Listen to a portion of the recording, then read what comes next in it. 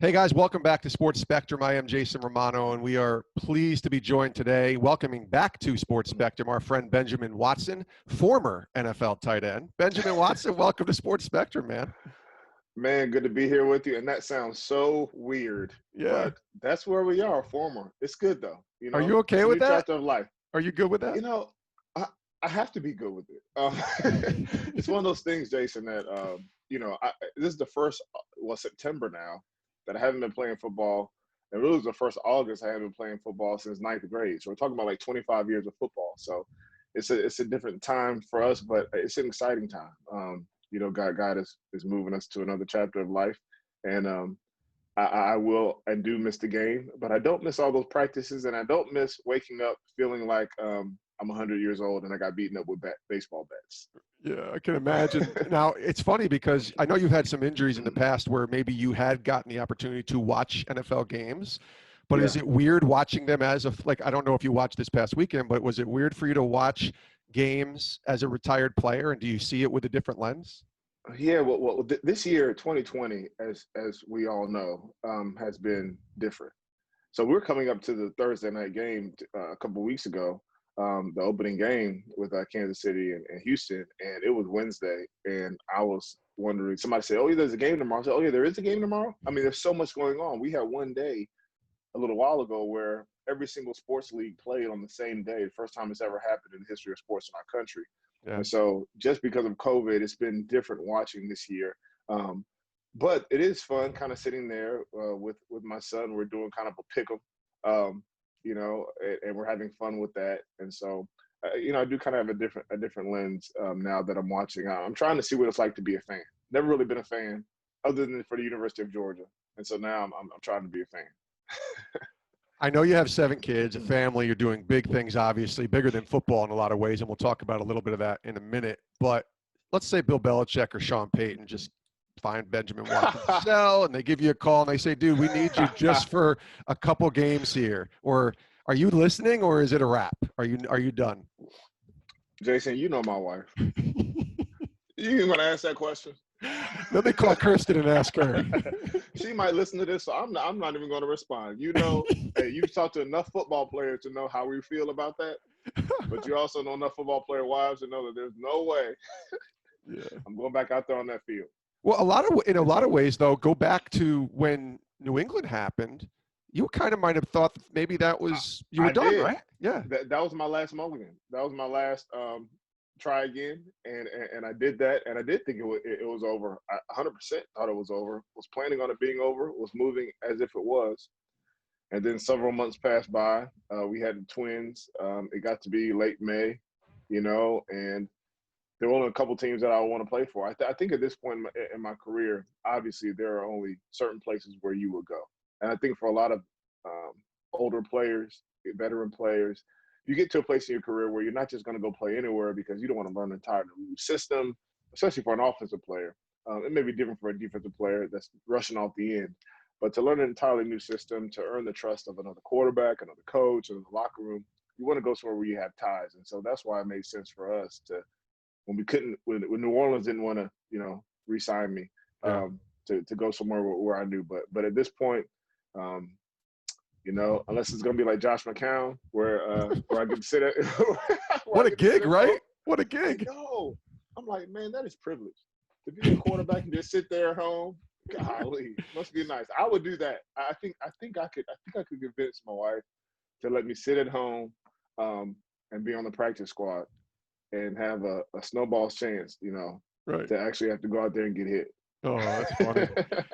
I wonder a couple weeks ago when Brees and Brady were playing against each other, and those are quarterbacks that you obviously played with and know well. Was that kind of interesting and weird for you to watch as a fan, going back to the fan perspective, but watching those Yeah. two guys kind of go at it in their 40s? It was pretty cool to see guys still doing their thing so late in their career. Yeah, doing the thing with excellence, and Yes. those two players, I do consider myself fortunate to really to play with them, call passes from them, been coached by them, in running routes, and been motivated by them, but also to call them friends. And before last season, I probably wouldn't have felt the same way about Tom. because although I played with him for 6 years and we stayed in touch, that was early in my career. Neither one of us had kids. Like, it was just different. But going back last year, we were the two old guys in the locker room. Um, our lockers were next to each other, and we talked a lot just about life. And I felt like I got to know him. We got to know each other in a different way than before. And so now our conversations are a little more personal than they were from a decade ago, simply because we were at different times in our life. Then Right. obviously with Drew, our families are very close, and we talk all the time. I talked to both of them after that game over the next couple of days, and they said a couple of encouraging words, and keep doing it for the old guys. But those those are two players that clearly when you talk about telling your grandkids that you played with somebody, those two guys are going to be at the top of the list for sure. Oh, They, absolutely. they're going to validate that I actually did play in the NFL, and I do have a picture with both of them. That's it. When your kids are older, you'll be like, see, my daddy was with these two dudes. Exactly. I actually did play. I know you guys don't believe it, but I actually did play. Now, they might not remember me. They may not pick up the phone when I call at this point, when Yeah, they're getting their gold jacket times 8. But, I did play with them at one time. that's good. I like it. Benjamin Watson is joining us here on Sports Spectrum. I want to ask you, as we pivot to 2020, you talked about the craziness of this year. I want to start, though, with a project, a really cool project that you're working on. And I was privileged to watch this documentary. It's called Divided Hearts of America.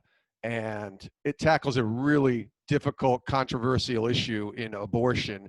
And here's a football player, and Benjamin Watson, going and building and taking and putting together this awesome documentary. Tell us about it, because it released September 17th. It's out now, and I'm just wondering, like, your heart behind it and why you wanted to kind of pursue a venture like this. Well, for a first venture into film, I picked a great topic, huh? Um, uh, I guess, in 2019, we saw kind of the beginning of 2019 and 18, we saw kind of this ramping up in the country of different laws having to do with abortion and reproductive rights. You saw the Reproductive Health Act in New York, then you saw other acts in Illinois, then you saw conservative laws in places like Georgia and Alabama. And the dialogue and the discourse surrounding this topic has always been very emotional, mostly charged.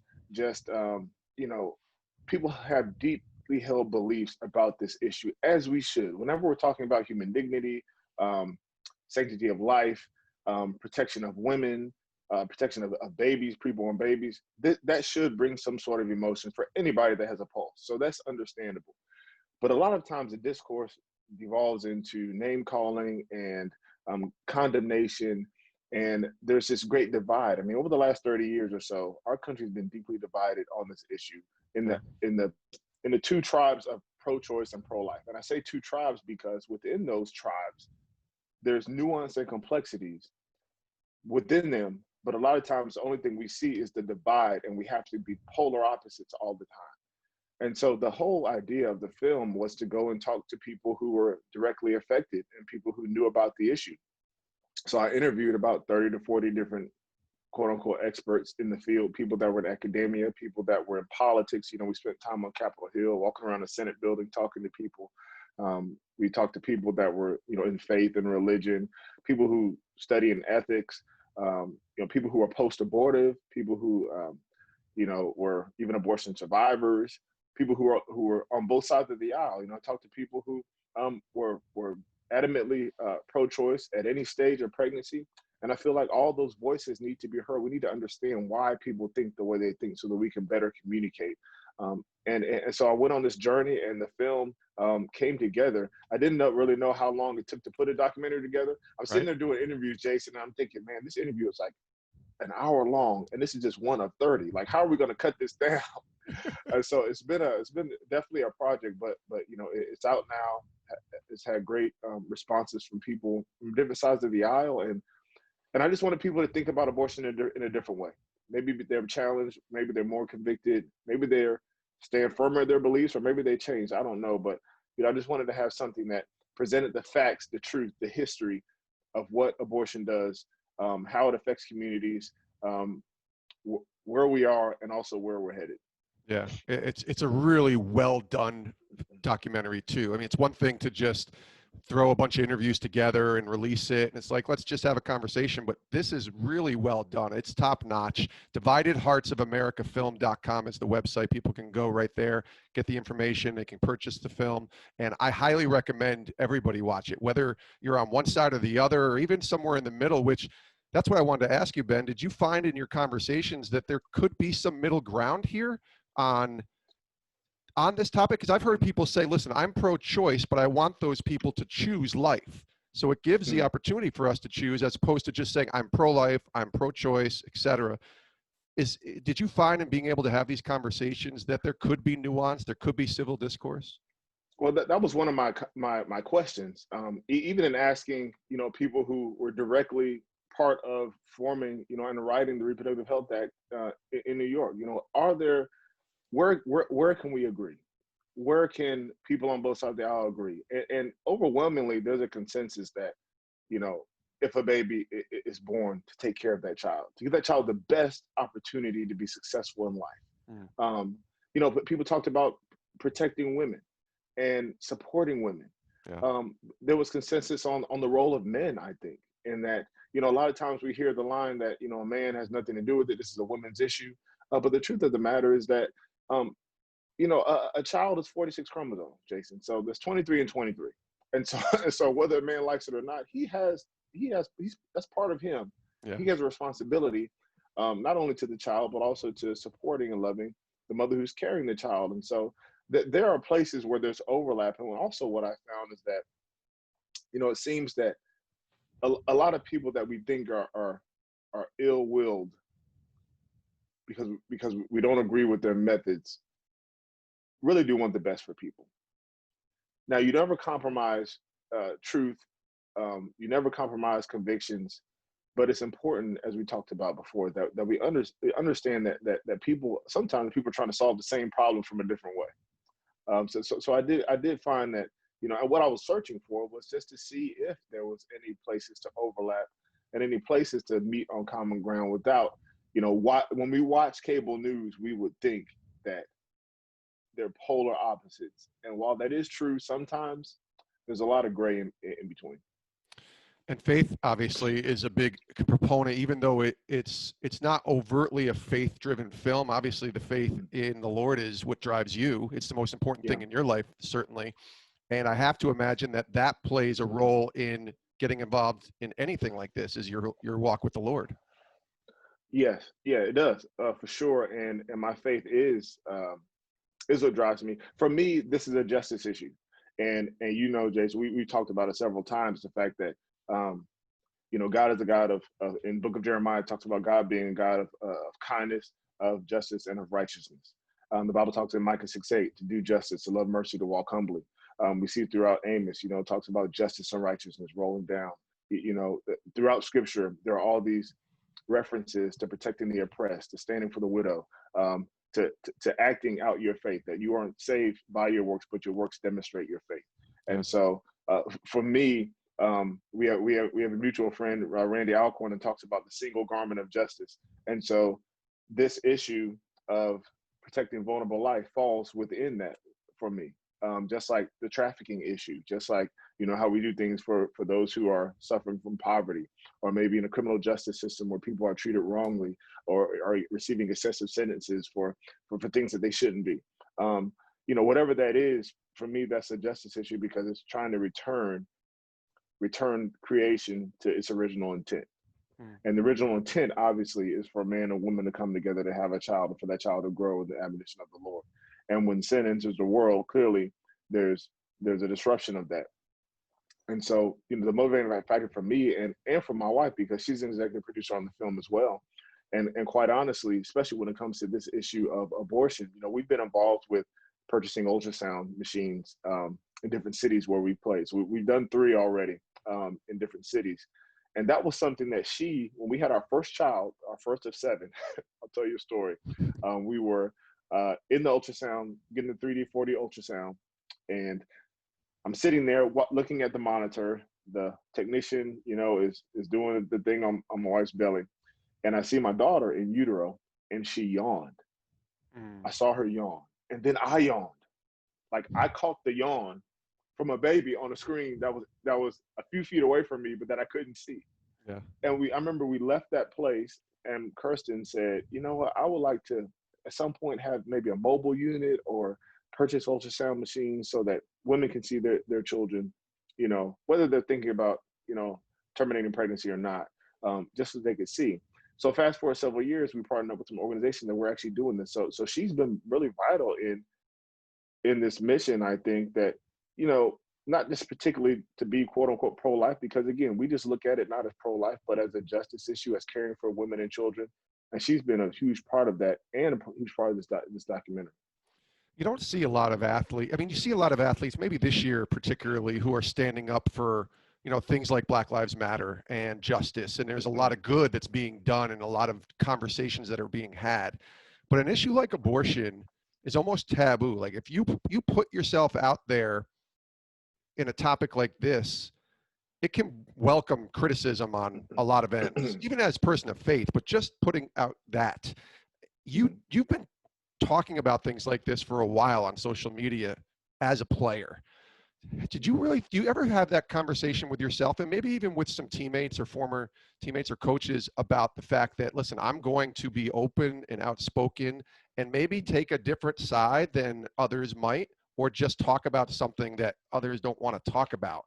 Can you kind of walk us through that? Because you are very open about your faith and your opinions and your thoughts on different topics, really controversial ones that some people might just want to sway away from. Yeah. You know, I've gotten that question before, and quite honestly, I have received like anybody. I mean, it's not just with this topic. You mentioned Black Lives Matter, and you mentioned this kind of social justice, if we want to call it that. I call that justice too. I want to call it social justice. That's another podcast. Yeah. But you get criticism for that as well. And so there are a lot of men and women in sports that are getting criticism for simply wanting our nation to live up to its promises, something that we all want, and something that people wanted for generations. And so whether it's that issue or this issue, the funny thing though is that you could be applauded by one person on this issue, and then if I talk about racial justice, oh, it's horrible then. And so you can just see, especially now with social media, you can really see how people respond to you. And I have had people say mean things. I've been called names. But you know what? The overwhelming, I guess the indelible mark that's been left on me are the people in the stories that have messaged me and said, you know what? I'm glad you take the stand that you're taking on this issue of sanctity of life, or on the racial justice issue, or on other faith issues. I've had overwhelming support from people who maybe can't speak out on their job.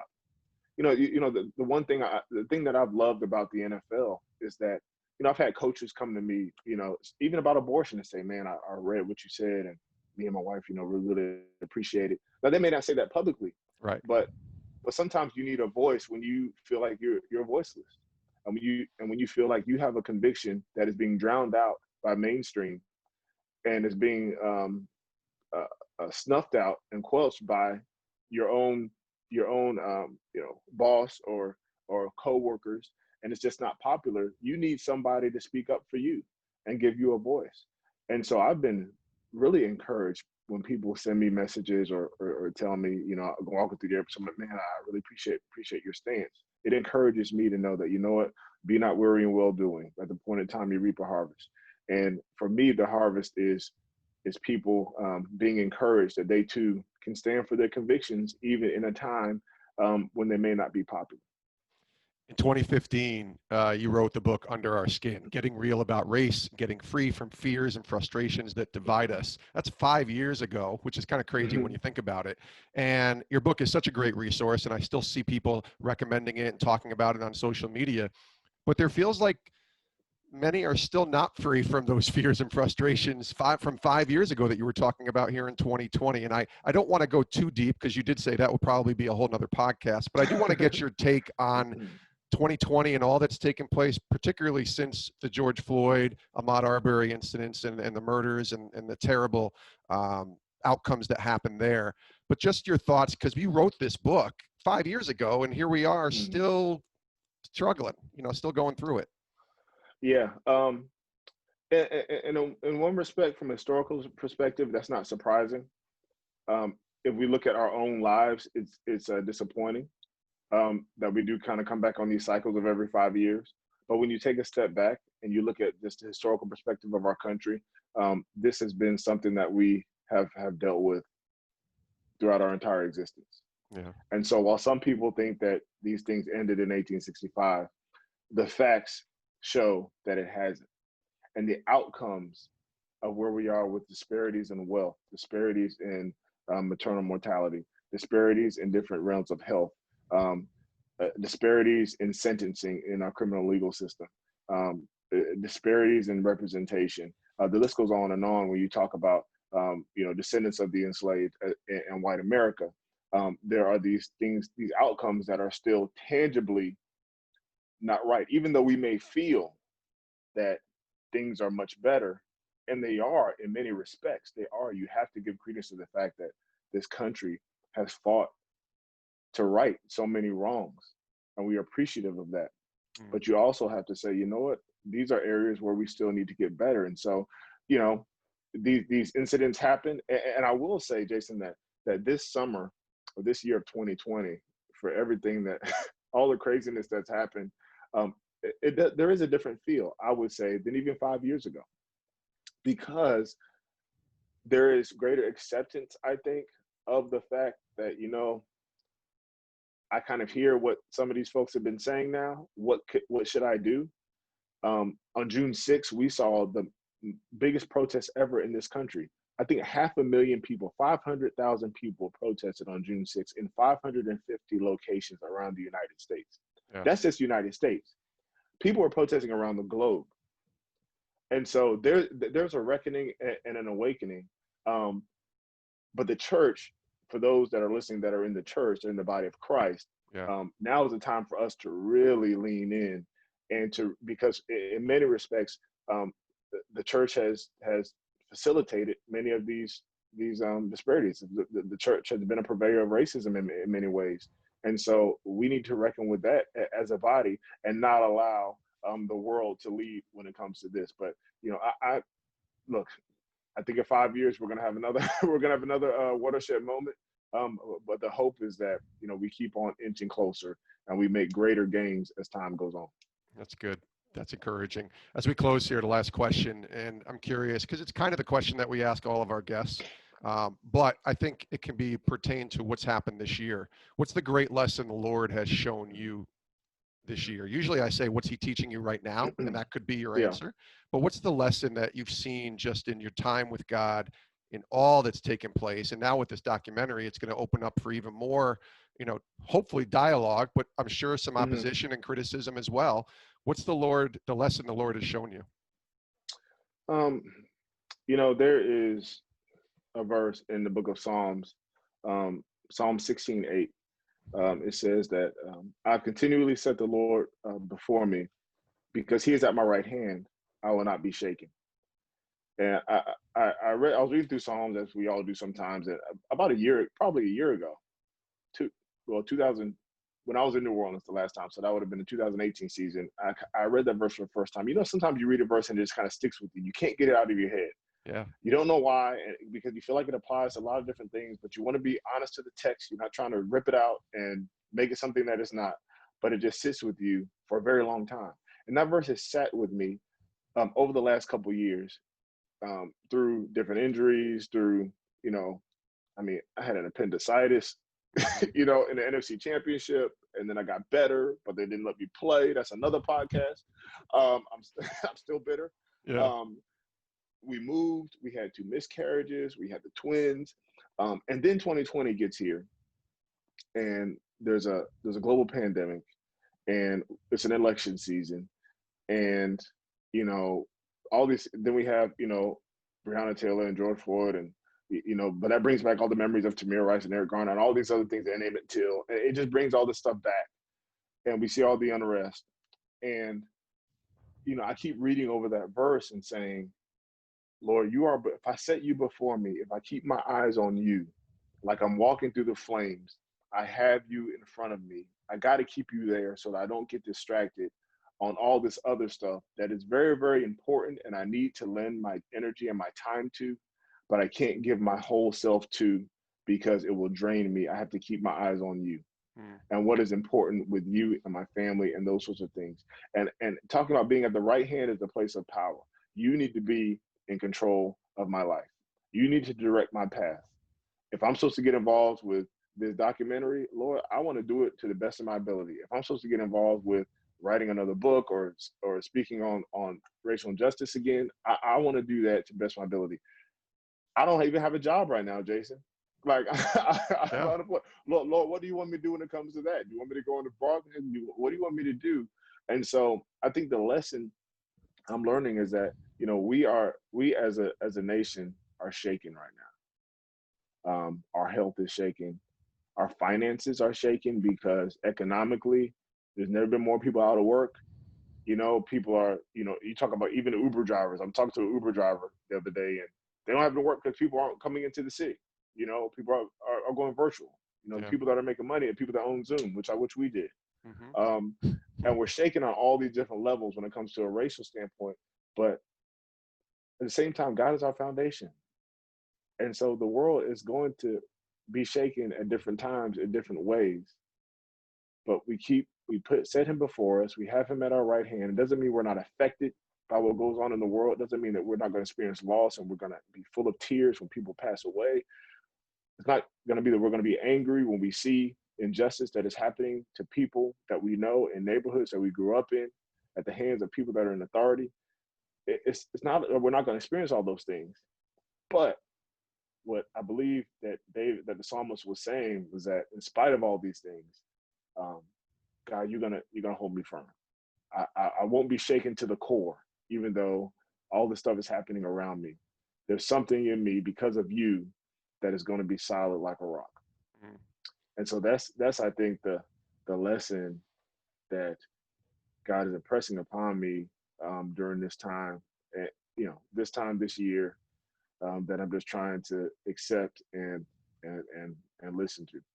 Yeah, that's really well said. He is Benjamin Watson. The new film, again, is called Divided Hearts of America. It released September 17th. You can learn more and get the film. Watch it at dividedheartsofamericafilm.com. And I'll give that website again when we close here. Thank you, brother. This is always good to catch up, always good to see Yeah, you, even if it is through Zoom. And I'm sure we'll be talking again soon. sure, man. Thank you. Always a pleasure.